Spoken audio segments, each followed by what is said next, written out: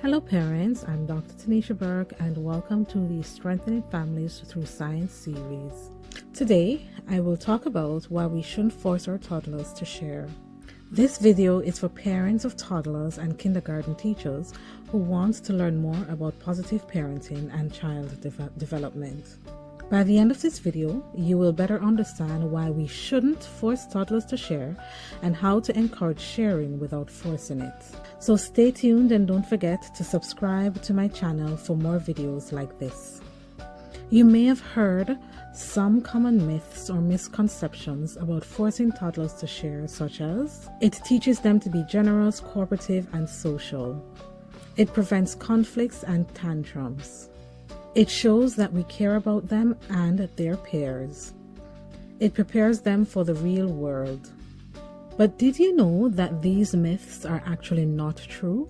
In fact, forcing toddlers to share can negatively affect their well-being and learning. Let's look at some of the effects. The first is respect for autonomy.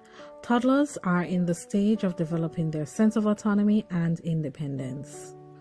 Forcing them to share can convey that their desires and preferences are not respected. This can unfortunately undermine their self-esteem and lead to a lack of confidence in making their own decisions. The second is understanding ownership. Toddlers are just starting to understand the concept of ownership. They're learning that they control their possessions and that other people control theirs. Forcing toddlers to share can be confusing and lead to misunderstanding of this concept. The third effect is on the development of empathy. So sharing is an important social skill, but it takes time for children to develop empathy and understand the feelings of others. Forcing them to share can hinder this development by making them resentful and frustrated. And when they're in this state as well, it increases their chance of having tantrums and meltdowns, and that is something that we do not want to have occurring during our interactions with our children. Forcing our toddlers to share adversely affects them developing generosity, which is the fourth effect. So sharing is an important value to instill in our children, but teaching it in a way that encourages generosity and kindness is of utmost importance. However, forcing toddlers to share can create a sense of obligation or resentment, which is not conducive to developing these values of generosity. So you might be wondering, if I can't force my toddler to share, what can I do instead to help them to develop this skill of sharing and also to interact socially with other toddlers in their environment? The first thing you can do is that you may share your food or drink with your toddler and explain why you're doing it. This way, children learn through observation and practice how to share. The second strategy that you can do instead of forcing children to share is that you may encourage them to take turns by setting a timer for each child, indicating when to switch. Alternatively, you may encourage toddlers to decide how long each child will play with a toy before it is passed on to the next child. This can be a collection of communal toys with which all children can play together. When toddlers play with these toys, they learn that some toys are communal and can be enjoyed by everyone. The third strategy you may use instead of forcing your toddler to share is that you may encourage them to share their personal toys with the box, which can help them understand the value of sharing. So they can decide when they want to put their own toys in the box for other children to share, and they can decide when not to do that. You give them the option, and from that they learn that they can share whenever they feel like, not when they are forced to.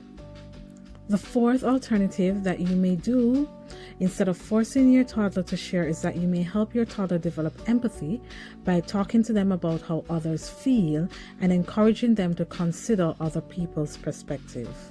For example, you may ask children how they would feel if someone took their toy without asking. This can help children understand how their actions affect others and encourage them to act more considerately. For instance, you may set a time limit for each child to play with a particular toy before passing it on to the next child.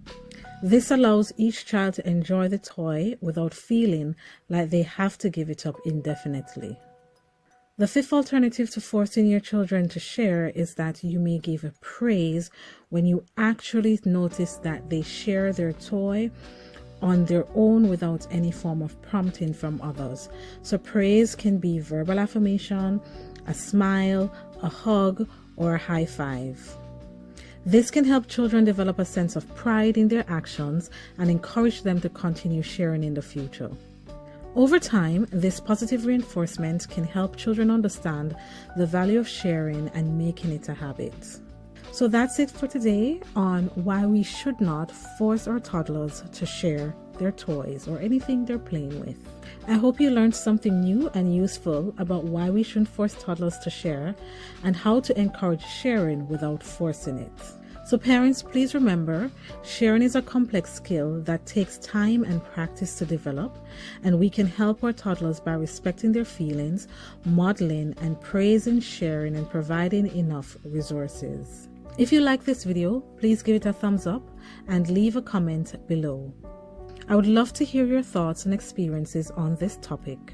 And if you haven't done so already, please subscribe to my channel and hit the bell icon to get notified of my future videos. Thank you so much for watching, and I'll see you in the next video. Bye for now.